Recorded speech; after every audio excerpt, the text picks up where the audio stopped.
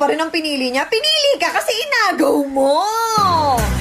Diba? Inahas mo. Sinamantala mo na nasa magulong relasyon yung tao kaya nang himasok ka.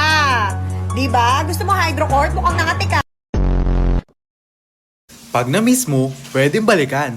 Ulul, tangina mo, walang ganun, boy. Binabago ba ng pera ang isang tao? Basta ako, may pera o wala, masama talaga ugali ko. Kung ang Tagalog ng red ay pula, pwede ka bang itanong kung ako pa ba? Ay, tanongin mo muna. Mamaya kasi hindi na talaga ikaw eh. Masama yan.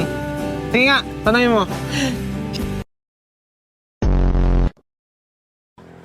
Bakit ako magkiselos? Eh, cool ako. Cool yarn. Kulang sa karapatan. Ayun.